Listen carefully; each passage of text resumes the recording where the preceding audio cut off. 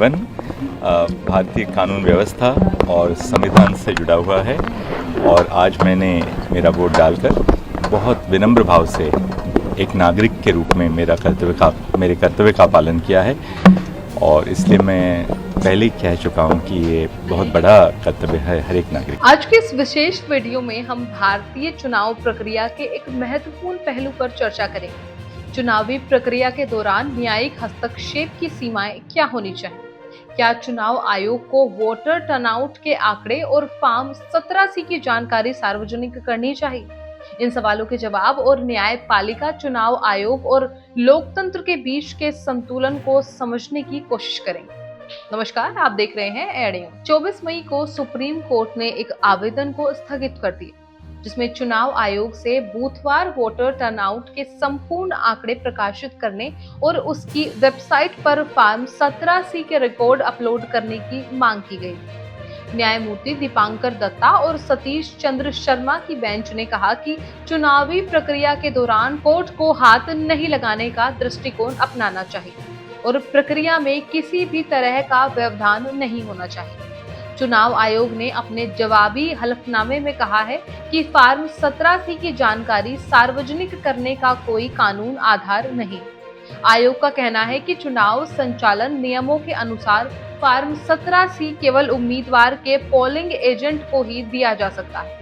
आयोग ने यह भी कहा है कि फॉर्म 17C को वेबसाइट पर अपलोड करने से शरारत हो सकती है और इससे मतदाताओं में भ्रम और प्रक्रिया के प्रति अविश्वास पैदा हो सकता है। आपको बता दें कि चुनावी प्रक्रिया में न्यायिक हस्तक्षेप का इतिहास भारत में विविध है। न्यायपालिका ने समय समय पर चुनावी प्रक्रियाओं में हस्तक्षेप किया है जब उसे लगा कि चुनावी प्रक्रिया में अनियमितताएं हो रही हैं या चुनावी नियमों का उल्लंघन हो रहा है। हालांकि चुनावी प्रक्रिया के दौरान न्यायिक हस्तक्षेप को लेकर न्यायपालिका संयमित रुख अपनाती है।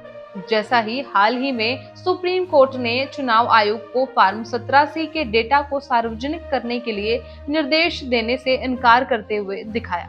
फॉर्म 17C जो प्रत्येक मतदान केंद्र में डाले गए वोटों का लेखा जोखा रखता है, चुनावी प्रक्रिया के पारदर्शिता के लिए महत्वपूर्ण है।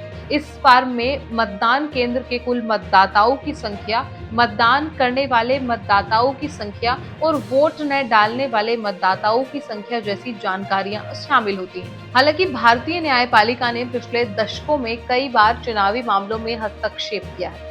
इसमें चुनावी भाषणों में नफरत भरी भाषा के उपयोग पर चुनाव आयोग को निर्देश देना या चुनावी प्रक्रिया में सुधार के लिए निर्देश देना शामिल है। आपको बता दें कि चुनावी प्रक्रिया में न्यायिक हस्तक्षेप का उद्देश्य चुनावी प्रक्रिया की निष्पक्षता और पारदर्शिता को सुनिश्चित करना है। हालांकि चुनावी प्रक्रिया के दौरान न्यायपालिका एक हाथ नहीं लगाने का दृष्टिकोण अपनाती है जिससे चुनावी प्रक्रिया में किसी भी तरह का व्यवधान न हो।